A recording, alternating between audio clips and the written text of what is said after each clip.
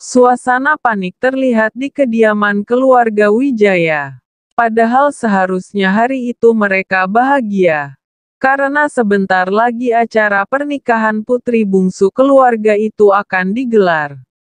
Namun, yang terjadi ternyata jauh dari apa yang telah direncanakan. Anastasia, gadis yang akan dinikahkan dengan lesehan cucu dari sahabat kakek gadis itu ternyata menghilang entah kemana. Bagaimana? Ini, Pak, bisik Miranda dengan wajah terlipat. Kedua tangannya saling meremas pertanda wanita itu tengah gelisah. Kedua netranya juga terus bergerak liar, memindai setiap inci tempat itu. Siapa tahu, Anastasia bersembunyi di salah satu sudut ruangan. Aku juga tidak tahu. Ma, keluarga Li juga sudah tidak sabar sejak tadi. Aku takut mereka akan membatalkan pernikahan ini. Hanan, suami Miranda, tak kalah pucat wajahnya. Pasalnya, jika pernikahan ini sampai gagal, otomatis suntikan dana yang sudah dijanjikan oleh keluarga Li untuk perusahaannya pasti dibatalkan. Dan itu tidak boleh sampai terjadi. Ponselnya juga tidak aktif. Coba kita cari ke tempat lain. Seru Miranda berusaha tenang. Hana, kakak Anastasia putri sulung keluarga Wijaya juga tampak sibuk mencari ke setiap ruangan yang dirasa memungkinkan untuk tempat bersembunyi adiknya. Tetapi sampai lelah gadis itu mencari sosok Anastasia tetapi tidak ditemukan. Ketemu, tanya salah satu kru WO pada Hana. Gadis itu menggeleng. Tidak ada. Ucapannya lesu. Disekanya kening dengan punggung tangan lalu duduk di sembarang tempat. Sepertinya Anastasia sudah kabur dari rumah ini. Lirihnya, sepertinya begitu. Kami juga sudah mencari ke setiap sudut rumah. Tapi tak ada. Mua yang membantu Anastasia di make-up, ikut berkomentar. Ini semua salah kalian. Seharusnya kalian tidak meninggalkan Anastasia sendirian di kamar. Bentak Miranda yang tiba-tiba sudah ada di kamar rias pengantin. Di mana Hana dan para kru WO juga Mua berada. Saya minta maaf karena teledor. Tapi tadi Mbak Anastasia mengatakan ingin mengganti pakaian sendiri dan saya percaya saja. Tidak curiga sama sekali. Mua yang menangani Anastasia meminta maaf karena kecerobohannya. Miranda mengibaskan tangan lalu berdecak kesal. Gak ada gunanya minta maaf. Pokoknya saya akan bikin komplain ke perusahaan kalian kalau sampai masalah ini tidak selesai. Ancam Miranda. Wanita itu kemudian pergi begitu saja sambil mengentakkan kaki dengan wajah merah padam. Hana memandang iba pada Mua dan kru yang mengikutinya hari itu. Mereka semua mendapat amukan dari ibunya. Maafkan mama saya. Ya, pinta gadis itu dengan seulas senyum. Tidak apa-apa Mbak Hana, ini sudah resiko kami. Sahut Mua senior itu dengan tulus. Wajahnya menampilkan sebuah senyum yang terlihat kecut. Saya ke belakang dulu kalau begitu. Pamit Hana. Karena merasa tak enak. Apa pernikahannya bakal batal? Ya. Bisik-bisik terdengar oleh Hana saat langkah kakinya mendekat ke arah dapur. Gak mungkin. Keluarga mempelai pria pasti bakal marah besar kalau pernikahan ini dibatalkan. Mereka akan merasa dipermalukan. Salah satu ibu-ibu yang hadir berkomentar. Tapi mempelai wanitanya kabur. Seru wanita pertama lirih. Hana menghentikan langkah. Mendengarkan dengan seksama dari balik dinding. Kan ada Hana. Jawab ibu-ibu tadi. Hana terkejut hingga dadanya bergemuruh mendengar percakapan mereka. Para wanita yang sedang membicarakan dirinya itu sedang sibuk membungkus makanan yang akan dibawa pulang oleh tamu. Sambil bekerja, mereka terus membahas kepergian Anastasia dan Hana yang akan menjadi penggantinya. Tiba-tiba seseorang mencekal lengan Hana dan menyeretnya kembali ke kamar tempat Anastasia tadi dirias. "Mama, ada apa?" tanya Hana bingung, berusaha melepaskan diri dari cekalan ibunya. "Rias dia, waktunya sudah mepet," perintah Miranda kepada petugas rias pengantin yang masih berkumpul di sana. Petugas itu melongo, tidak paham dengan maksud Miranda. "Maksudnya gimana, Bu?" tanya Mua senior yang menjadi pimpinan para pekerja rias pengantin. "Pakai nanya lagi, rias dia. Apa kurang jelas?" bentak Miranda dengan wajah tegang.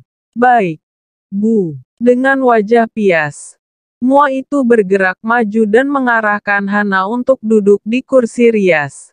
Tetapi gadis itu mengibaskan tangannya. "Tunggu, ini ada apa sebenarnya, Ma? Kenapa Hana dirias?" Gadis itu mulai panik. Terbayang kata-kata para wanita di dapur tadi tentang dirinya yang akan menggantikan adiknya untuk menikah. "Tidak, dia tidak mau. Kamu gak perlu banyak tanya.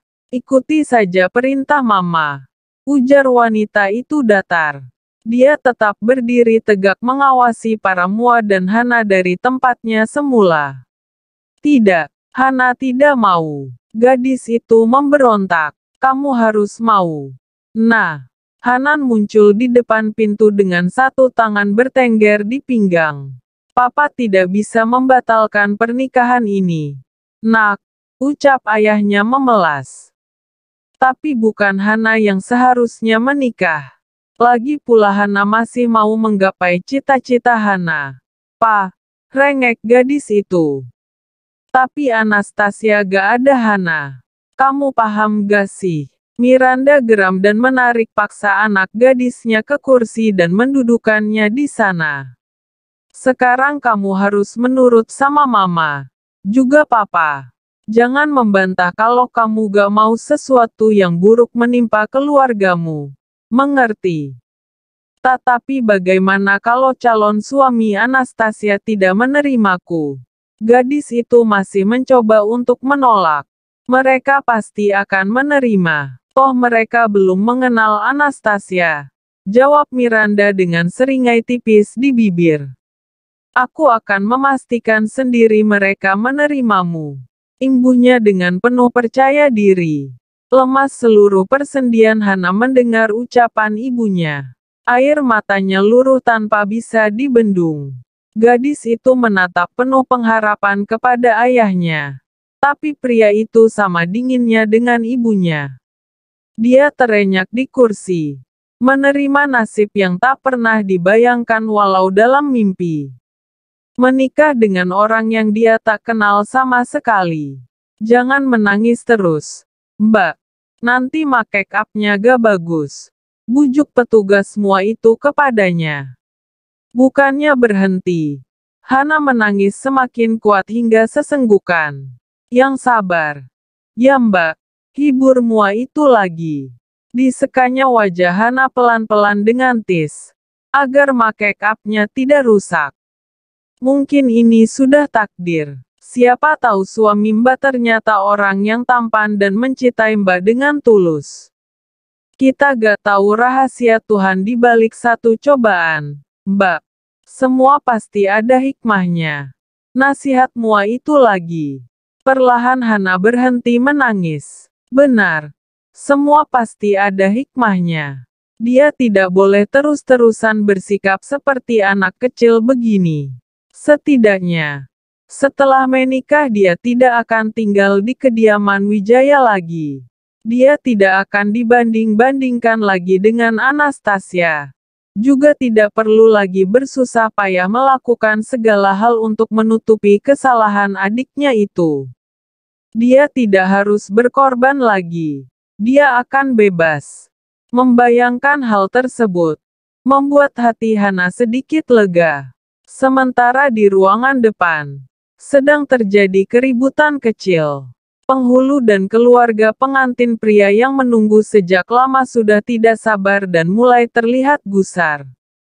"Bagaimana ini, Pak?" Apa acaranya masih mau dilanjutkan? Tanya penghulu. Saya sudah jauh-jauh ke sini dan masih ada janji di tempat lain. Imbuhnya. Raut wajah pria parubaya itu sudah tidak lagi menunjukkan keramahan. Kita batalkan saja pernikahan ini. Bisik Stefani ibu Sean pada suaminya. Wajah wanita itu tidak kalah muram dengan penghulu. Morgan mengepalkan kedua tangannya. Ekspresi wajahnya tegang dengan rahang yang terkatup rapat. Pria itu sungguh merasa diremehkan. Sepasang matanya menyorot Hans dengan tatapan dingin. Berani-beraninya kalian mempermainkan keluarga Li. Geramnya dengan suara berat menahan amarah. Pria itu menggertakkan tangan lalu berbalik menatap putranya. Ayo kita pulang. Aku tidak sudi berbesan dengan keluarga ini. Teriaknya dengan suara tertahan. Sean menghampiri ayahnya. Lalu berbisik di dekat telinga pria itu. Tidak mendengar apa yang mereka bicarakan. Namun, Morgan kemudian kembali duduk di tempatnya semula walaupun masih dengan wajah kesal. Detariknya tangan istrinya agar ikut duduk bersamanya. Wanita itu protes dan hendak mengucapkan sesuatu. Tapi Sean langsung menyela. Kita lanjutkan saja. Mom, ujarnya. Stefani ingin menjawab. Tapi sosok Miranda dan Hanan mengalihkan perhatian mereka. Cerita ini berjudul Menikahi Pria Buruk Rupa. Saya akhiri sampai di sini dulu. Saya akan melanjutkan cerita ini di part berikutnya. Jadi teman-teman jangan lupa subscribe dan nyalakan lonceng notifikasi untuk kelanjutan ceritanya. Terima kasih.